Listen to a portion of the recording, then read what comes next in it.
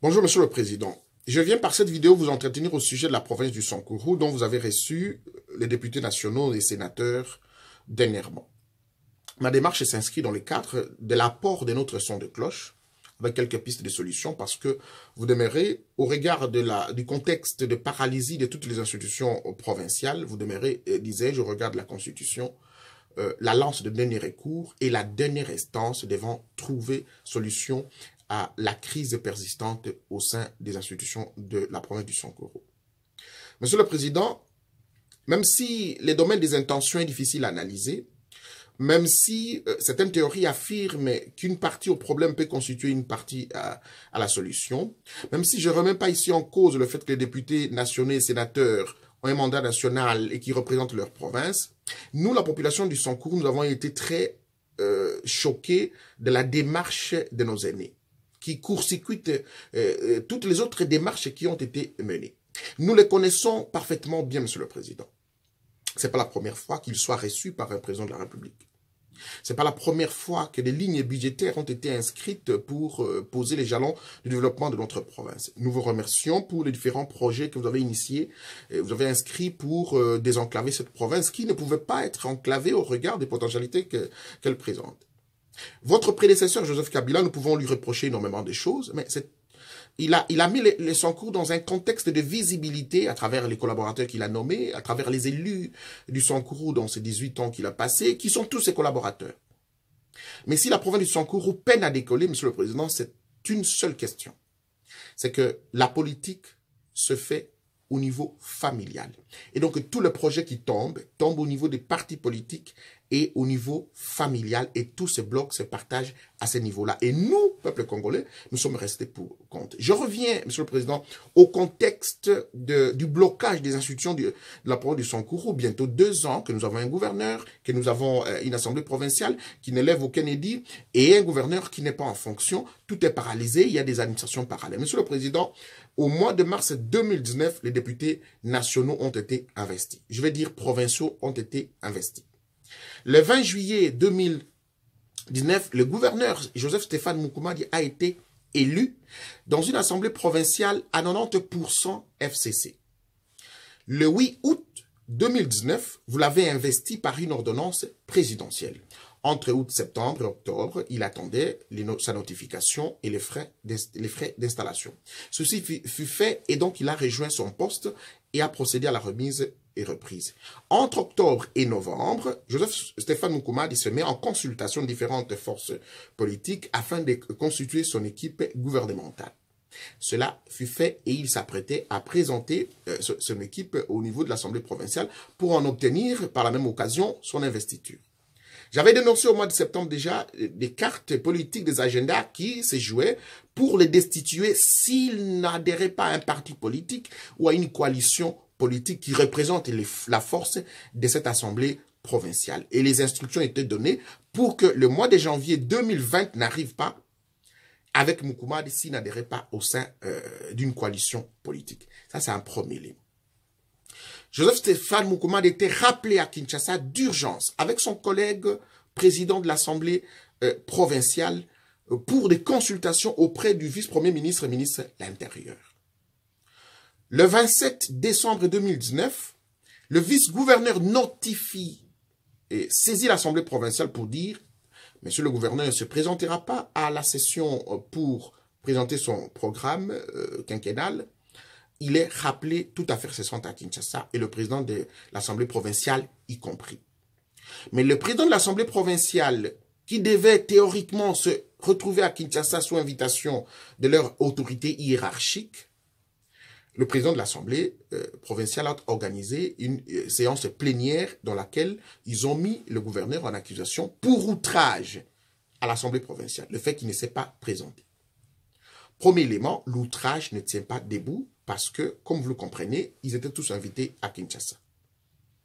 Monsieur le Président, de l'outrage, l'Assemblée provinciale saisit les cours et tribunaux pour traduire le gouverneur Mukumadi en justice pour détournement. Gouverneur qui n'a pas encore pris ses fonctions, dont le programme n'a pas encore été endossé par l'Assemblée provinciale.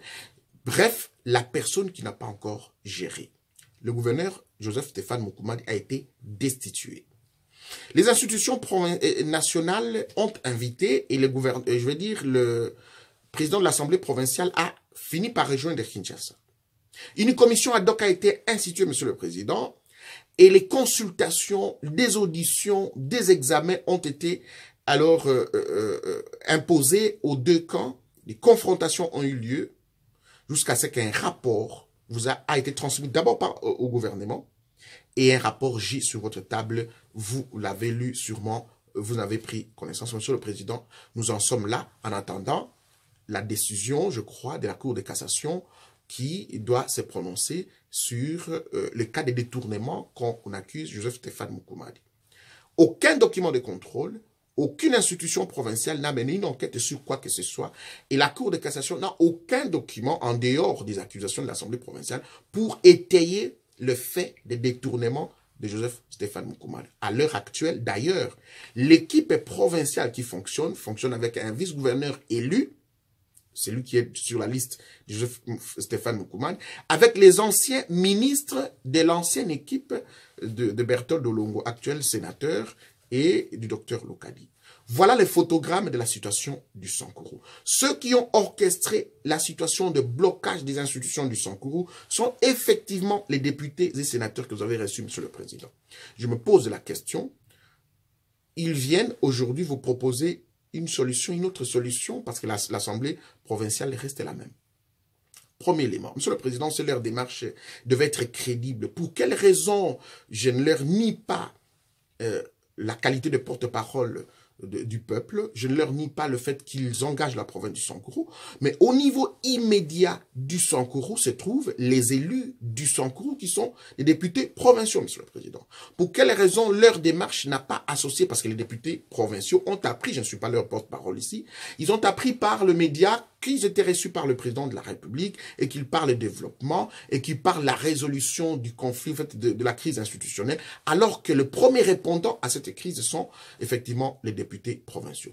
Monsieur le Président, j'aimerais vous passer directement à quelques pistes de solutions. La première piste de solution, un bon père de famille, vous verrez dans quelle mesure recevoir aussi les députés provinciaux pour écouter leur son de cloche. Ça, c'est un premier élément. Un deuxième élément, Monsieur le Président, vous attendrez la décision de la Cour de cassation pour savoir quelle décision cette Cour va rendre. Probablement, cette Cour va acquitter Joseph Stéphane Mukumadi qui se trouve confiné ici en Europe parce qu'il n'y a aucune pièce, il n'y a aucune preuve qui gît dans les dossiers qui lui a été transmis. Un deuxième élément, lorsque la justice aura rendu son jugement, Monsieur le Président, vous ferez justice de retourner Joseph Stéphane Mukumadi au sein en fonction. Parce que cette décision va devoir le reconduire dans sa fonction. Et si, Monsieur le Président, parce que les agendas au niveau du FCC, c'est de nature à obliger Mukumadi à adhérer au sein de cette coalition politique, alors qu'il a affirmé qu'il voudrait rester dans son rôle d'arbitre et protéger toutes les forces politiques en présence. Si la crise revient à l'issue de la décision des cours et tribunaux et à l'issue de la lecture des rapports qui gisent sur votre table, Monsieur le Président, il vous reviendra, au regard de la Constitution, de prononcer la dissolution de l'Assemblée provinciale et nous renvoyer aux élections, Monsieur le Président. Et les moyens sont là, nous pouvons frapper aux portes pour avoir de l'argent, d'organiser des élections dans les 60 jours. Monsieur le Président, si les choses se bloquent à ce niveau-là, vous pouvez, en attendant, nommer un intérimaire afin que cette province puisse marcher. Monsieur le Président, nous sommes en 2020, contexte de coronavirus. Nous arrivons en 2021, 2022, 2023. La province du Sankourou n'a aucun édit, n'a aucun contrôle, il n'y a aucun projet, il n'y a rien qui marche. L'administration au Sankourou est parallèle. Bref, nous n'avons pas compris pourquoi nos aînés ont tout simplement court-circuité une démarche du vice-premier ministre, du gouvernement de la République, et un rapport qui gît sur votre table.